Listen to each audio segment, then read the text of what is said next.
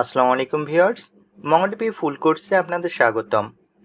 ফুল কোর্সে ইনস্ট্রাক্টর হিসেবে থাকবো আমি মোহাম্মদ আবু নোমান বাশার। আমি ব্যাচেলর অফ সায়েন্স কমপ্লিট করেছি কম্পিউটার সায়েন্স অ্যান্ড ইঞ্জিনিয়ারিং নিয়ে। আজকে লেকচার ভিডিওতে আমরা বিস্তারিত আলোচনা করব এসকিউএল এবং নো এসকিউএল নিয়ে, এবং আমরা ফাইনালি দেখব এসকিউএল এবং নো এসকিউএলের মাঝে পার্থক্যগুলো কী। তাহলে চলুন প্রথমে আমরা জেনে নেই এসকিউএল এবং নো এসকিউএল এক্স্যাক্টলি কী।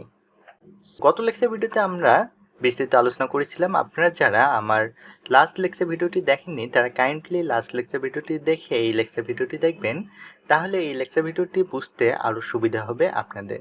তাহলে চলুন প্রথমে আমরা জেনে নিচ্ছি এসকিউএল এক্স্যাক্টলি কী। আমরা যদি এই এসকিউএলের দিকে তাকাই তাহলে এটিকে আমরা স্পষ্টভাবে বুঝতে পারছি এসকিউএল হচ্ছে অ্যাব্রিভিয়েশন, রাইট? সো এসকিউএলের অবশ্যই কোনো ফুল ফর্ম আছে। তাহলে চলুন প্রথমে আমরা জেনে নেই এসকিউএলের ফুল ফর্ম কী। এসতে হচ্ছে স্ট্রাকচার্ড, কিউতে কুইরি এবং এলতে হচ্ছে ল্যাঙ্গুয়েজ। তাহলে এসকিউএলের ফুল রূপ হলো স্ট্রাকচার্ড কুইরি ল্যাঙ্গুয়েজ। এখন এক্স্যাক্টলি স্ট্রাকচার্ড কুইরি ল্যাঙ্গুয়েজ কি সেটি আমরা উদাহরণের মাধ্যমে আস্তে আস্তে বুঝব। শুধু এতটুকুই জেনে রাখুন, স্ট্রাকচার্ড কুইরি ল্যাঙ্গুয়েজ হচ্ছে দ্যাট মিন্স এই কুইরি ল্যাঙ্গুয়েজ ব্যবহার করে আমরা ডাটাবেস থেকে কোনো ডাটা নিয়ে আসতে পারি। দ্যাট মিন্স কোনো ডাটা আমরা রিড করতে পারি, কোনো ডাটা রাইট করতে পারি। এবার আমরা জেনে নেব এসকিউএল ডাটাবেস কী কী আছে সেগুলো কয়েকটি দেখে নিচ্ছি।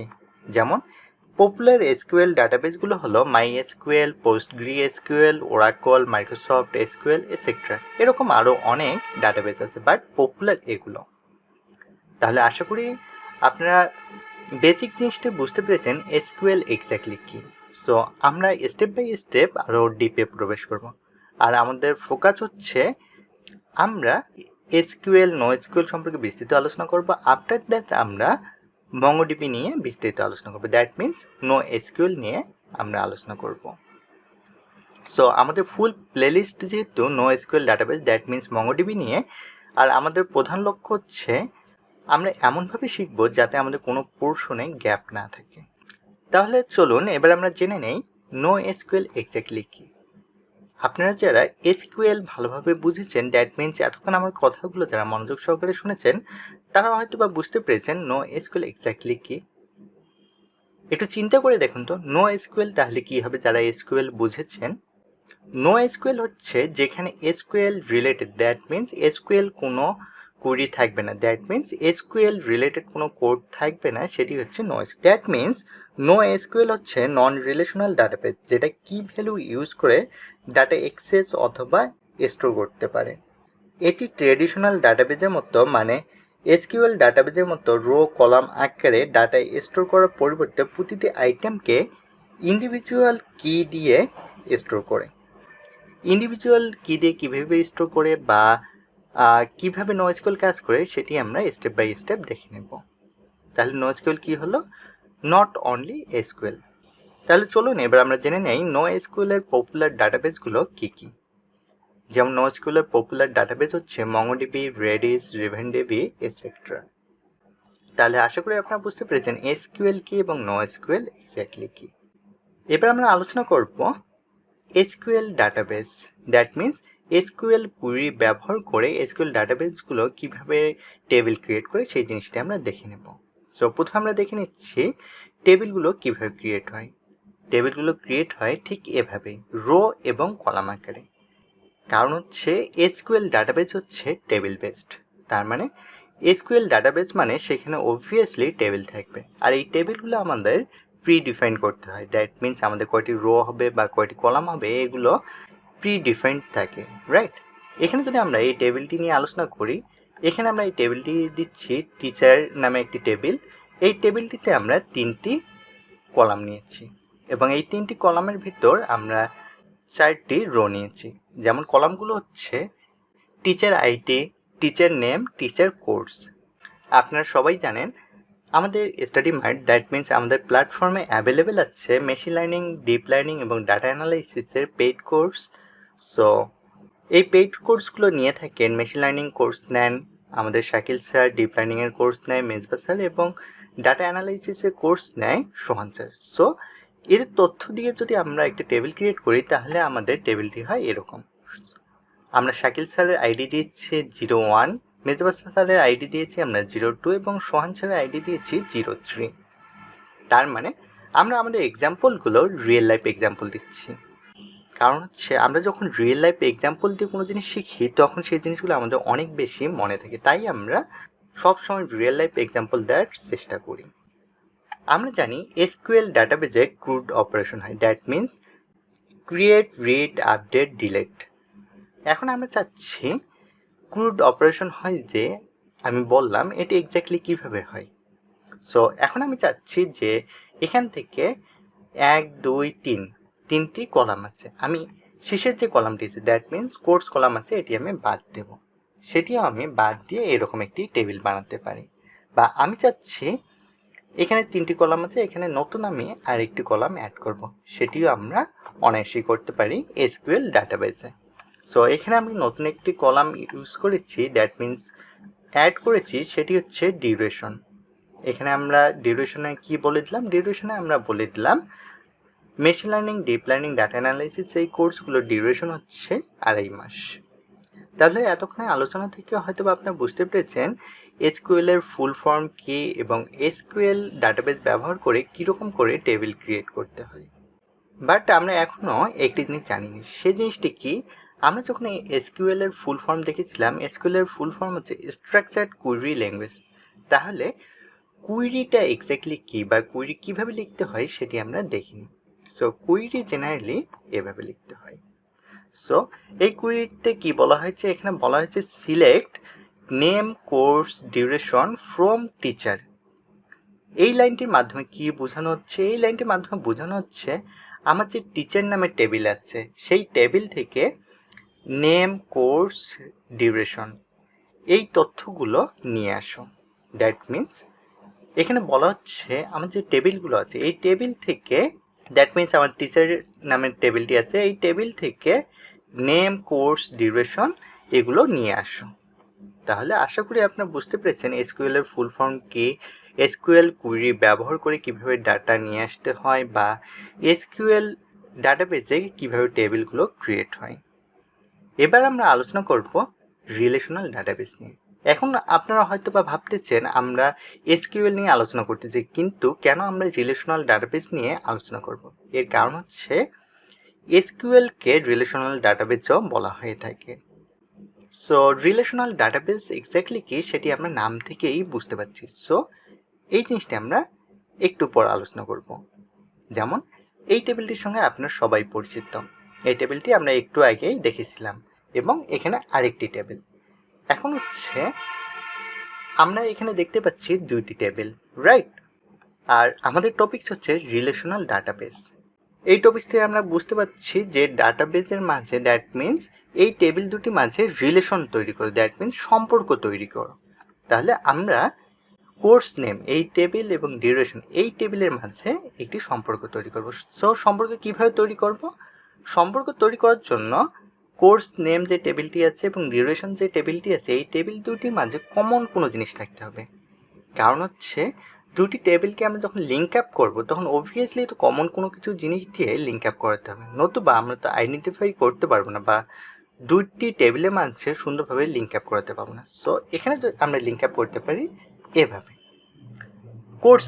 কোর্স নেমের যে আইডি আছে এবং ডিউরেশনের যে আইডি আছে এই দুটি কিন্তু সেম। সো আমরা এই দুটির মাধ্যমে খুব সহজে লিঙ্ক আপ করতে পারি, দ্যাট মিন্স রিলেশন করতে পারি। এখন আমরা এই টেবিল দুটির মাঝে রিলেশন তৈরি করলাম। এখন হচ্ছে রিলেশন তৈরি করার কারণে আমরা যে বেনিফিট পাবো সে বেনিফিট হচ্ছে আমরা যদি এখানে দেখি যে আইডি টুতে টিচারের নাম হচ্ছে মেজবা এবং উনি ক্লাস নেয় ডিপ লার্নিং। এখন হচ্ছে আমরা চাচ্ছি যে এই টেবিলের সঙ্গে কোন টেবিলের সম্পর্ক আছে বা সেখানে আর কি এক্সট্রা তথ্য আছে সেই তথ্যটা আমরা দেখতে। তাহলে এই টেবিলে এসে আমরা কীভাবে সার্চ করব যে এই রো, দ্যাট মিন্স মেজবা স্যারের জন্য কোন তথ্যটি সঠিক। সো এটি আমরা এইভাবে দেখব, আইডি 2 এবং ডিউরেশন টেবিলে যে আইডি 2 আছে এই দুটি কিন্তু সেম। সো এখানে এসে আমরা দেখতে পাচ্ছি মেজবা স্যার যে ডিপ লার্নিং ক্লাসটি নেয় তার ডিউরেশন হচ্ছে 2.5 মাস। তাহলে আশা করি আপনারা বুঝতে পেরেছেন রিলেশনাল ডাটাবেস এক্স্যাক্টলি কীভাবে কাজ করে এবং রিলেশনাল ডাটাবেস কীভাবে ক্রিয়েট হয়। আশা করি এরপরেও আপনাদের সমস্যা থাকার কথা না, বাট তারপর যদি আপনারা কোনো সমস্যা ফেস করেন তাহলে আমাদের কমিউনিটিতে জয়েন হতে ভুলবেন না। সেখানে পোস্ট করলেই ইনশাল্লাহ আমরা অ্যান্সার দিয়ে দেব। তাহলে চলুন এবার আমরা আলোচনা করি NoSQL নিয়ে।